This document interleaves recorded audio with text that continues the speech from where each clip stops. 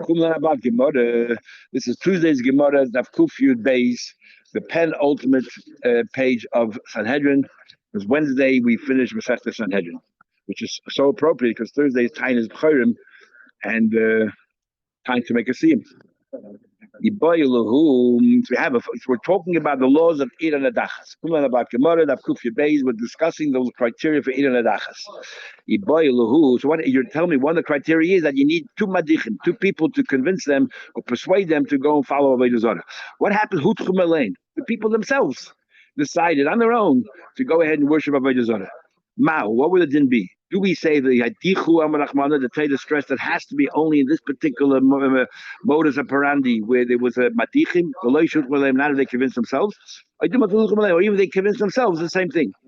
Toshma coming here, it says I would think it says noshim v'ktanim. Now you tell me that women and children, if they convince people to do Avodah Zarah, it's not near dachas because they're not really that convincing. So if they're not really that convincing, that means you really did it yourself. And still we say there's no dachas. Doesn't that prove that you need proper madichim? And without proper madichim, if you convince yourself, that's not good enough. And it's no different than they convinced themselves. Says Gemara, no. Hanoch bosa nafshayu greda. Hani bosa noshim b'ktanin greda. It's a difference. Over there, even though if a woman or a child convinced you, that means you also were ready for it, but still you needed some convincing. So it wasn't entirely you. My question is, in the case where you convince yourself entirely, nobody else, no intervention from anybody else, are you your own madiach? Can you be a madiach and a mudach at the same time, or not? And we remain with a question. That is an interesting question. You're telling me that every single individual has to have two witnesses. No, each one has to have a separate court case. Now, the truth of the matter is, you're allowed to have one court trying the same case. You could try a few cases together if it's the same story, but nevertheless, when each individual comes, there's only a meet. You don't know that you have a majority until you tried and you found guilty the majority of the people. It takes time. So what happens? How does that work? So the first few people that you try, they're individuals. So do we kill them all first? And so how do we get to the majority? Hey, what do you have to do? The Rabbi says, this is what you do. Donin, we try them. The Chayvshim, we lock them up and incarcerate them. And Donin, the Chayvshim, we incarcerate them and wait to see where the numbers are. We know there were a number of people who worship Avodah Zarah, and then we wait till we see. But even if we can see how many there are, but we don't know if they're guilty or not till they come in front of a bezin and they're tried. Said, these people will rule that they were Avodah Zarah, they should be killed, and you lock them up in jail. And we learned before that justice delayed, justice denied. How can you do that? No, you kill. Each individual comes by, you go ahead, you judge, and you kill them, you stone them because they're yichidim. Once you get to the raiv, and once you start doing it, there's 100 people living in the city. Once you get to number 51, you say, now it's a raiv. From now on, we're going to give them sayif, and from now on, they lose all their money as well. Big machlek is what happens to the original money. Not a machlek is a question. What about the first 50 or 49 people or 50 people that you treated like individuals, which the din normally is that the money is spared? But now that it turned out to be that the cities are near Adachas, do we say, well, we take the money away as well, which you should. But on the other hand, we said before, the only reason why we take the money away is because they get the lesser punishment, they get the sayif. But because these people got the stricter punishment, they got the skila, maybe they're mamonel polit, maybe they do get spared the money. Questionable. In fact, in Rashi itself, they discuss what Rashi is trying to say. It's a bit cryptic. Eatma, we learned. Rebbe says, done in the cycling. In fact, it's a machlekes. Rebbe says, you kill this until the numbers add up, you see it's a majority. The Shloka says, I have an easy solution. Just bring in, parachute in a whole bunch of different courts so that they can come in and try everybody in the same day. So, it's not so. Anyway, it's not so. It says. So you sound like you take a bezin of 23 people, you bring all these butted in, and they can try as many because you have to have witnesses, you have to hear the case, and you bring as many as you can, as many as possible. Now, even though a court can hear, more than one case in a day, as long as there's similar cases, but how many can you hear one day? You have to hear the witnesses and you go through all the interrogations. You have to exhaust every possibility. So therefore, we parachute in a whole bunch of 23 people. So that's not so, because we know that the punishment of Yadachas has to be meted out by the Sanhedrin G'dayla by 71. So if Sanhedrin is only one Sanhedrin, If there's only one Sanhedrin, you can't hear more than a couple of cases a day. How in the world are you going to be able to parachute them in and in one day turn the city into a dachas? So how do I know that? It says, he should bring out this man or this woman. Only a man when we bring out to your gate, you don't bring out the entire city to your gate. And what do you do in the entire city? You don't bring it to the local bezin, you bring it to the Sanhedrin Geilah. So this is what you do. This way Shlaka says, you bring in as many batadin as you can, and they examine the din. And then they find them guilty of Avodah Zarah. Then then afterwards we bring them all together to the Bezin Hagadol, and they complete the din, and and they will kill them. Now, what actually happens in the Bezin Hagadol is not so clear. Do they rely on what happened to Bezin Cotton and then they just look through the conclusions, or do they have to sort of try them all over again, but much more quickly? But they try them all over again so that they can paskin themselves for themselves. It's not so clear either. Then we said further, we talked about Yoshua here, that these passers by, they can add to the city, help out or make worse. Thought about learn. These people who could carry freight, would travel all the time. They resign the city, and they were found guilty together with them. And the criteria like this: if they were 30 days in the city, if they're 30 in the city, they're like everybody else. They get killed with a sayif, with a cherev, and they lose their money. If they did less than 30 days, they're not considered part of the city. But they worship by the Zara, so they'll get skilled like individuals. And they're spared their money because they're not part of the city. So you're telling me that in order to be considered a member of a city, you have to live for 30 days. But let me have a question. It says we had in Basra in the Mishnah actually. How long should you be in the city before you have to pay taxes and tzedakah and all that? And it says it clearly, to be Anshe, you have to be 12 months. Omar Rabba comes up very interesting. The difference between Yoshveir or B'nei or Ansheir. Omar Rabba, like Kasha. It's not a question at all. Why isn't it a question? The difference between saying that somebody's Ansheir, that means more or less you're a citizen, or you're just a dweller in the city, a Yoshveir. Yoshveir can be 30 days. Like by a mezuzah, you rent a place. If you live there 30 days, then we say you're considered a dweller and you're chayiv mezuzah. Anything less than that, you're not chayiv. So I'll prove it to you. It says, if somebody's made net, they don't have any hand from anybody in the city. If anybody lived in that city 12 months, then asul lahanas from many. Now, because you use the word b'nei ha'ir. B'nei ha'ir means a citizen of that city. If somebody lived there less than a month and I made a promise, I don't have any benefit from any citizen of the city, I can't have benefit. If I use the word Yoshua here, dwellers of the city, they're not necessarily citizens, they're just a dweller. How long do they have to reside somewhere to be considered a dweller? If they will live there 30 days, you can't. But let's do it as you can. So we see that 30 days is the criteria. I destroyed that and everything in it. Thought about learn. Destroy the entire city. There's kol asher ba, everything in it. Prat. It says kol asher ba. Only that which is in the city. Prat. This excludes the nichse tzadikim shebechutzla. This excludes the chasim of tzadikim that is outside. If a tzadik has assets in the city, they get included. But if it's outside the city, the tzaddiks get spared. But then it says there's kol asher ba. It says there's kol asher ba, everything that's in it. The rabbis, what do you mean kol asher ba? Everything that's in it. The rabbis nichse tzadikim shebetoichem. By saying kol asher ba, what do you mean everything in it? To include what? It's to include that. But if a tzaddik lives in the city, obviously they weren't worshiping by the Zohar. Everything in that city, including the tzaddik's assets, gets burned. Now the question is why? Interesting reason why. We'll see in a minute. Shalala. Then it says shalala. It's plunder, not as belongs to Hashem. If it's a carbon, no. Then it's not included in the burning. But then it says kol shlala, all of its plunder. What do you have to add all? To tell you that in Russia, wherever it is, out to the city. Now what's the logic? Why should a tzaddik, if he doesn't worship the idol, why should he lose his assets?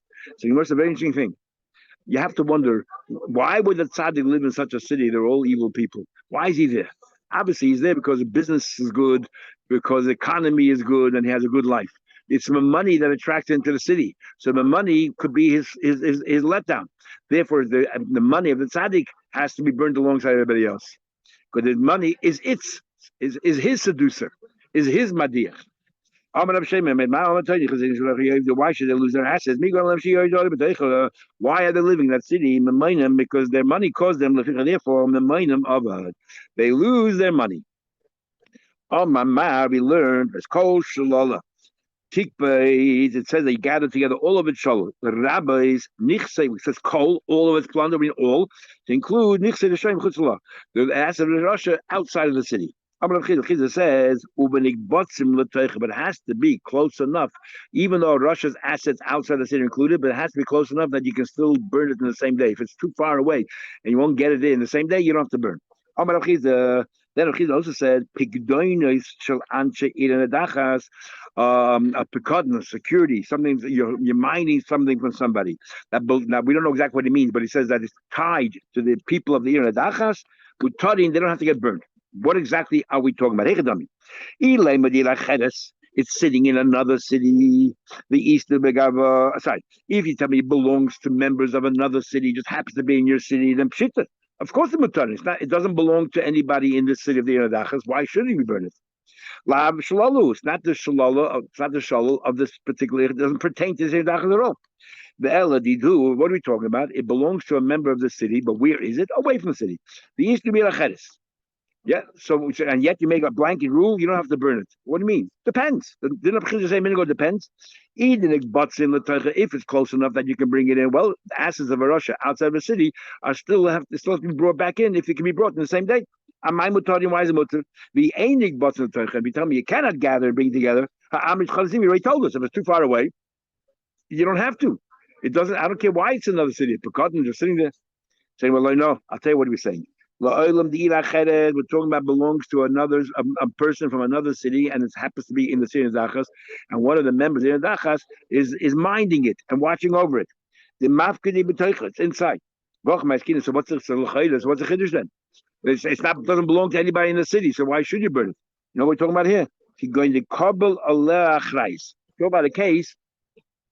Talking about a case that you were mekabel achrayis, I mean, you took responsibility. And we know it comes to laws of chametz, even if it's not yours, but if you're taking responsibility for something that is chametz, it becomes like yours in a certain extent. But you took achrayis, so I'm a member of the Dachas, and I'm minding an object for somebody else from outside the city, but I take full responsibility. So I would have thought, in that case, keeping the kabbalah achrayis, since I took responsibility, kedidei dummies, consider it his. Because in other areas of halacha, we do consider it his. Kamash Malon, come to tell you, not when it comes to Ir Nadachas. It has to be shalala, it has to belong to the Ir Nadachas, and this doesn't meet that criteria, even though you are responsible. Chizah said, the hema, you have an animal. What happens? Two partners. You have two partners. You have one partner who is a member of the city of Dachas, and one partner who doesn't belong here, who's not part of the city. What happens to this animal? Asura, it is forbidden. Forbidden means you're not allowed to eat it. You're not allowed to have any pleasure from it. And we'll see in a minute why. But Isa, if you have a piece of dough, you have two partners, one member of the city or not, is muteres permitted. What's the difference? And the way Rashi is as follows. When you shecht an animal, you have to shecht through two simonim, the esophagus and the trachea, in order for the animal to be kosher. Now, when half the animal is the inner dachas and half the animal is as a private person. So we'll assume that one siman was cut as to carry out the law of inner dachas, half the animal, and the other siman, the other sign, was cut as not part of the dachas, lashchita. The part that was done as far as inner dachas is concerned, we don't view it as shchita. We view it as you're killing the animal because that's what you're supposed to do. So it's as if you only shechted one of the two signs, and the din is if you only shecht one simmer of an animal, the animal is treif. And that's why the animal is my timer. The Hamer commanded loy pligadami. The animal itself is not split. Why? Because you only have one sign that shechted. The other sign was iradachas. Can be kosher. Or the Isa commanded pligadami. But a dough is split. You know, but in which half? Half is mine, half is yours. The obvious question is, how do you know which half belongs to iradachas, which half belongs to the other partner? So here comes to the whole area of Ibn Halacha, which we've learned in many places, in Gita and in many places, the subject of Yesh Breira. And that is, do we say that since we're two partners and each one owns a half, so when we split it and I end up with 50, it's as if this 50% belongs to me or not. And that's what Rav Chiz is going into, but it's very Achrein. Second one further, boy, Rav Chiz, that's a question. Rav Chiz has a question, Behemoth Iradachas. This behemoth of Iradachas, right? So the din is you're not allowed to eat it, you're not allowed to shecht it. So what else would the shechita help? If you shecht it, what's the point? If you shecht it, you cannot eat it, you can't have any benefit from it. But when you shecht, we're having more chulin. If you shecht an animal which is treif, you achieve one thing. You achieve that it's no longer an avela, that if somebody touches, no longer said a dead carcass, that you become tummy, because if an animal was slaughtered properly and you touch parts of it, you don't become tummy. But if it's an avela, a carcass, you do become tummy. So this iradacha, you shechted it. And the shechita does not help as far as eating is concerned, does not help as far as having any benefit is concerned, because it's iradachas.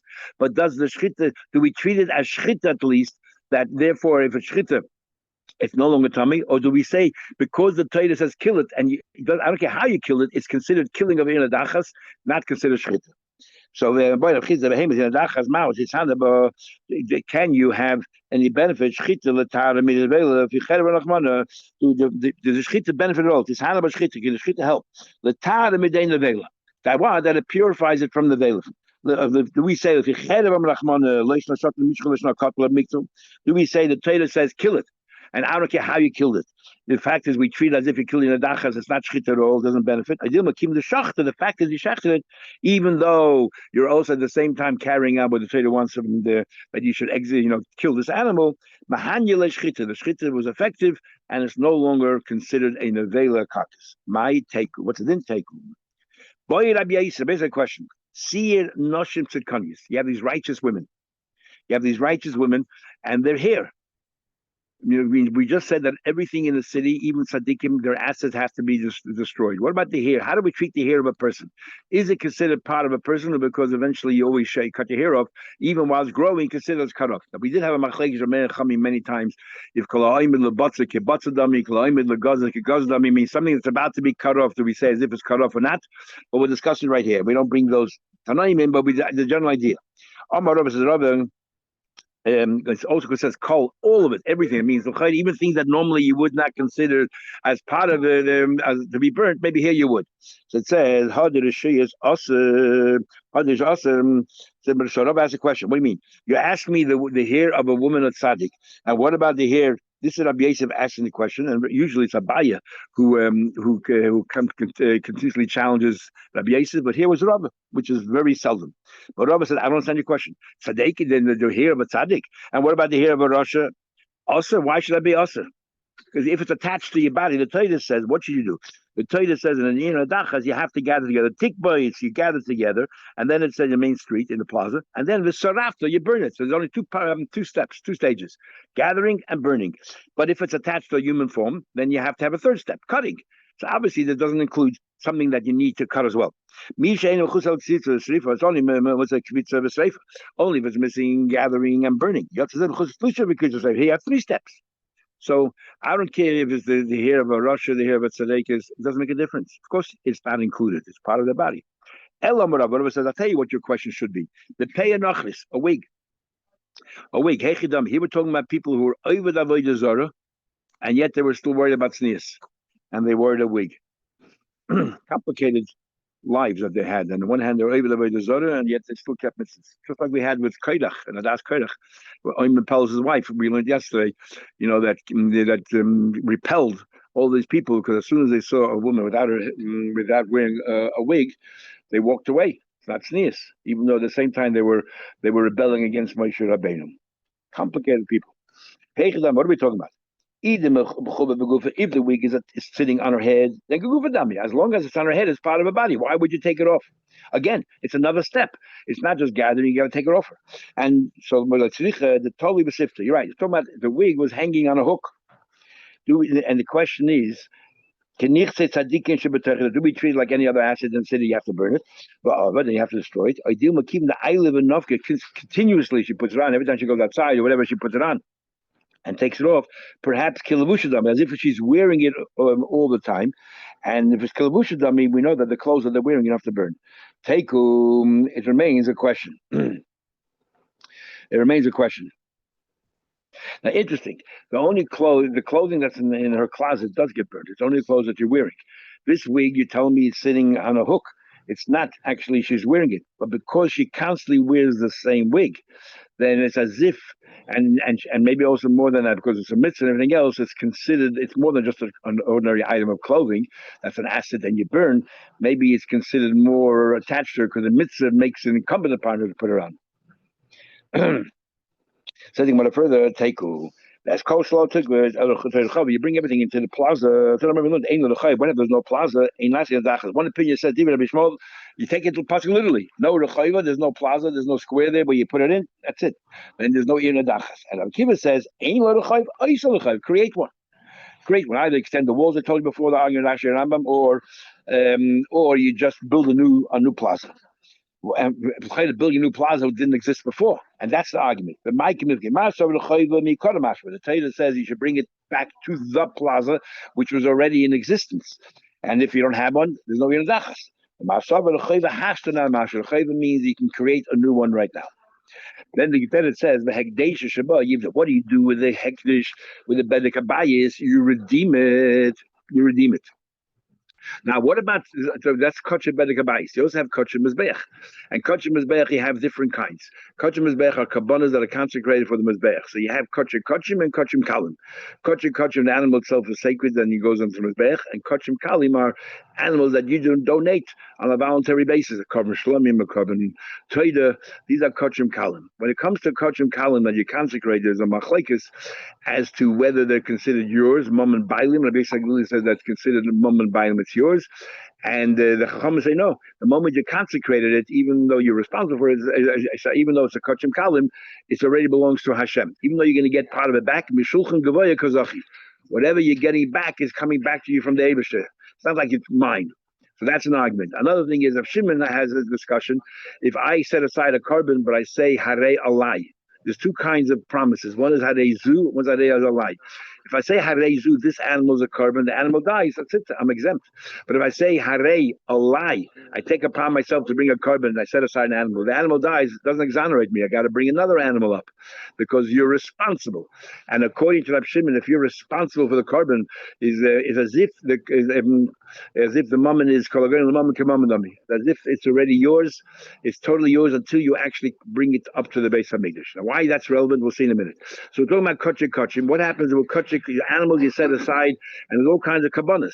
Or carbon chatas, sin offering, carbon asham, a guilt offering, a carbon oila, fully consecrated, carbon taida, carbon shlamim, all the different kabbanas. Kachim kalim, kachim. Within kachim, you have chatas, which is very different than an oila, the way it's served in the bed. But also by chatas, we say if the owner died, there's 5 carbon chatois that if the owner died or the owner was forgiven or the animal got mixed up, we don't know who it is. We let the animal die. We stop feeding it and let it die. So, in this city of Iradachas, you found kachim. So we say kachim is beach. So how kachim? If it's kachim is beach, the kachim that was set aside from this beach, yamusim. You have to actually kill it. You put it in a pen and you don't feed it and let it die. And kachim bedek habayis, if these was consecrated for the bedek habayis, for the maintenance of Mikdash, where we say then the animal intrinsically is not holy at all.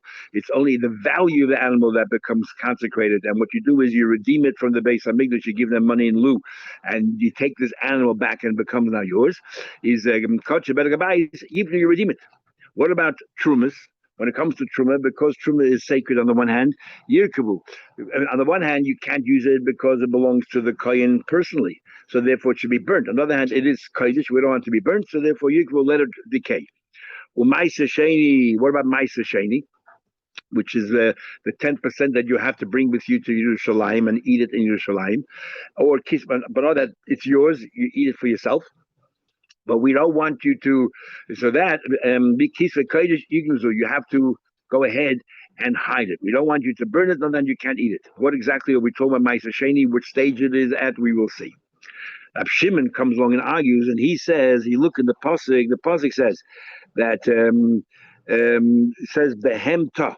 It says that you should take the behema. It said by iradachas, and you burn everything in the square There's kol behemta and also its animals. Why are you highlighting animals? We'll soon see. Shimon therefore wants to learn something. Behemta, its animals, and not what? Other certain animal you don't have to. We have two words that come to exclude, to limit. You have behemta and you have shlola. Its plunder and behemta, its animals. So he dash of Shimon says behemta v'loy behemet b'choid u'maiser. Only its animals. But if the animal is the firstborn you're supposed to, you give to a kohen. The kohen is supposed to, if it's unblemished, you bring it to the mizbech. If it's blemished, the kohen gets to keep it, doesn't have to redeem it. Every carbon that's blemished, what you do is you redeem the animal, and with the money you buy a new carbon. But when it comes to a b'chai, you bring him as bad. But if it's blemished, the kohen can just go ahead and eat it, and that's relevant. That we'll see later. So behem tov behem b'chai u'maiser, not the behem b'chai, not a maiser. I mean, what? It's not considered animal that belong to the inadachas. B'chai has a step up, and mice as well as a step up. Says the Gemara, shlola. What do we learn from the word shlola? It's plunder. Prat lekesem hegdish, money that belongs to hegdish. Lekesem ma'aser, money that belongs to ma'aser. Now let's analyze this brisa. Abba Mavi said, if there were kachim in that city, so now we'll go through each one. Kachim is beyach. If it was kachim that belonged to mizbeach, consecrated yamusu, you should put it to death. You should kill it. Amaya musu. Why are you killing the animal? Yiru achi is taiva. Why don't we just redeem it?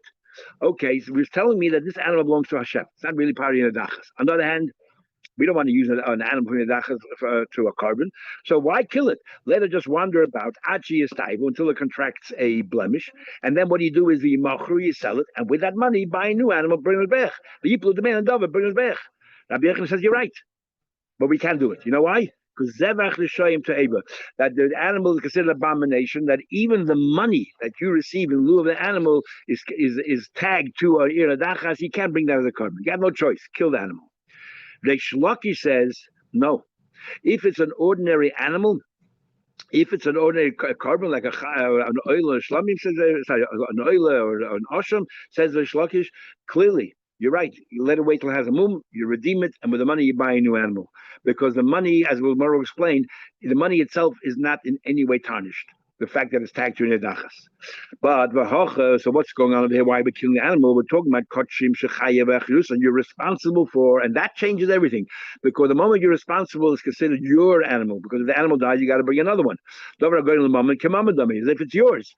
And therefore it has to be burn. But we don't want to burn it together with everything else. It is a carbon, so we kill it separately. But Abshimon, and this follows the view of Shimon, that if you take responsibility, it's yours. So the Gemara, how can it be Abshimon when the Brisa Abshimon argues? Abshimon the first part of the Brisa, but not Abshimon. I'm going to say, but Abshimon, Abshimon, if there's end of the mission of Abshimon, the Brisa Abshimon, then obviously the beginning is not Abshimon.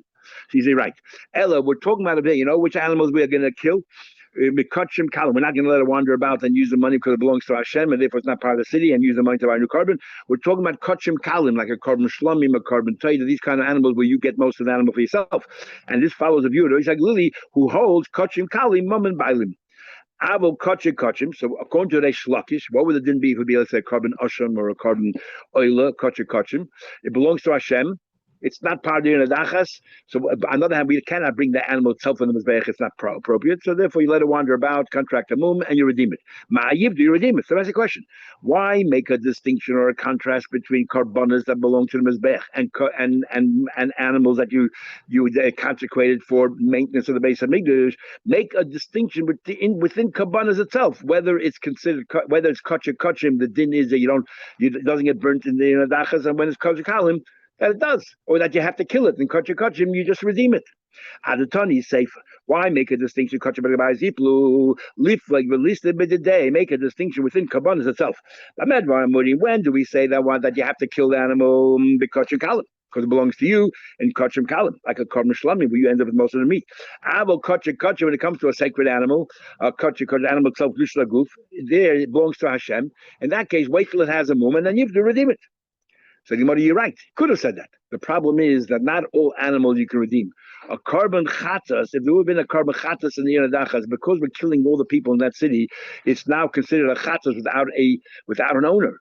And an owner with chatas, the din is you have to kill the chatas. So you couldn't make a blanket statement that kachim, you just wait till it gets a mum and redeem it because it wouldn't apply to the karma chatas. Kiva dika chatas, when it comes to a chatas, since the din is shemesh ba'alev, the owner dies. The misa is a lipsikle. They have to kill the animal. Therefore, we decide not to make an open-ended rule.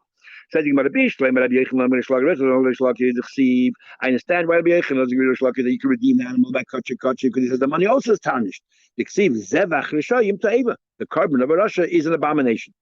My time, why doesn't he agree? Rabbi Yechanan will tell you. When do we say when do we say it's an abomination? If it's here in front of you, I will over here, because it's a step away or removed, you turn it into money, it's no longer tagged to the inner dachas. Okay, one more piece of Gemara. Rav Shimon says, Behem techa. What do we learn from the word your behema? Comes to exclude the behema of a b'chayr, the animal of a b'chayr, which normally goes on a mizbech, and a b'chayr is going to be treated differently than other kabbanas, and ma'aser. And the Gemara will explain. So, what are we talking about? Are we talking about animals that are unblemished? So what happens to animals that are unblemished? They go on the mizbech. Well, it belongs to the mizbech. It belongs to Hashem.